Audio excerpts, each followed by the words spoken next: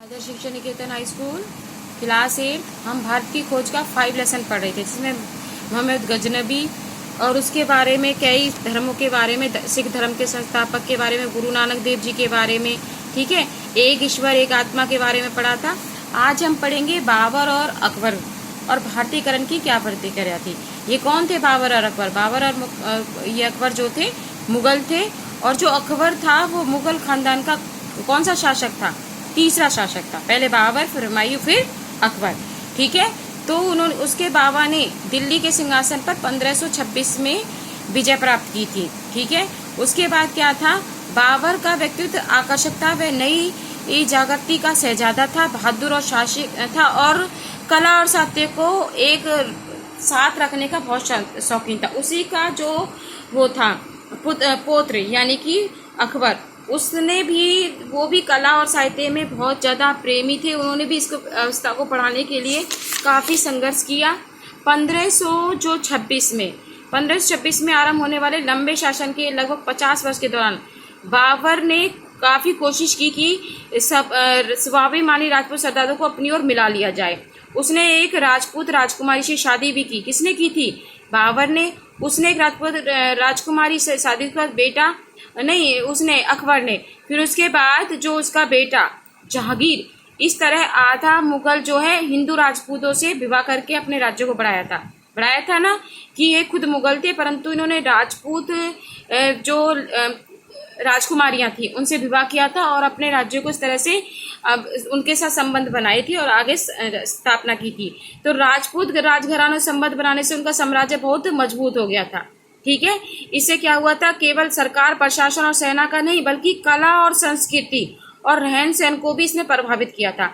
अकबर को राजपूताना में मेवाड़ के राणा प्रताप के अभिमानी और अदम्य आत्मा का दमन करने में सफलता नहीं मिली। इसने राणा प्रताप ने एक विशिष्ट, एक ऐसे व्यक्ति से जिसे विदेशी विजेता समझता था, संबंध जोड़ने की बजाय जंगलों में मानव फिर बेहतर समझा। किसने समझा था? ये मेवाड़ के राणा प्रताप सिंह ने। उसने क्या करा था? अकबर की वो गुलामी मंजूर नहीं की थी, इसलिए अपने राज्य को छोड़कर वो जंगलों में फिरने लगे थे। अकबर ने अपने चारों ओर अत्यंत प्रभावशाली लोगों का समुदाय इकट्ठा किया और इन लोगों में फैजी अबुल फजल नाम के दो मशहूर भाई बीरबल, राजा मानसिंह, अब्दुल रहीम खाना शामिल थे। उसने एक शुरुआत करने का प्रयत्न किया और निश्चित रूप से हिंदुओं में उतना ही लोकप्रिय हुआ जितना कि मुसलमानों में, क्योंकि उसने भी काफ़ी, जो अकबर था उसने काफ़ी कार्य किए थे हिंदू वर्ष के लिए भी, ठीक है।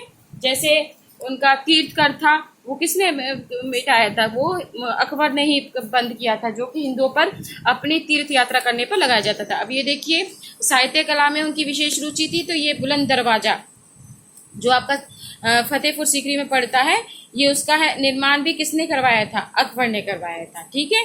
ताकि वो, क्योंकि इस पर उन्होंने उनका जोधा, जो उनकी राजपूताना पत्नी थी, उनके उस याद में उनके वीरता के कारण इनके लिए बुलंद दरवाजा का निर्माण किया था। उनमें उनका महल का वर्णन किया था। अब पढ़ेंगे कि यांत्रिक उन्नति और रचनात्मक शक्तियों में एशिया और यूरोप के बीच में क्या अंतर था।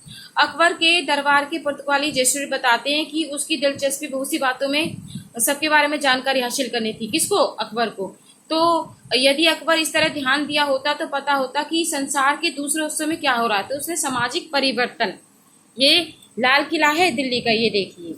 उसके बाद उसने लिखा कि भाई बुनियादी रख दी होती तो, लेकिन उसके सामने बड़ी समस्या आई थी कि वह इस्लाम के साथ राष्ट्रीय धर्म और लोगों के रीति रिवाजों का मेल करा के राष्ट्रीय एकता को कैसे कायम करे। कौन? अकबर।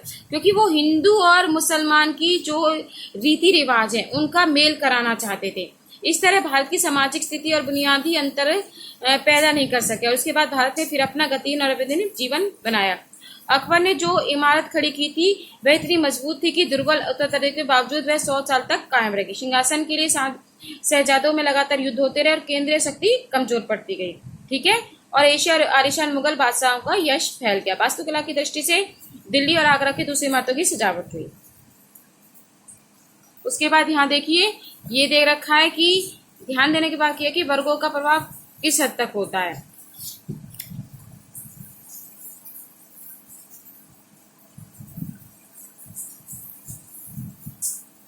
आज इतना ही पढ़ेंगे, नेक्स्ट अगली क्लास में पढ़ेंगे।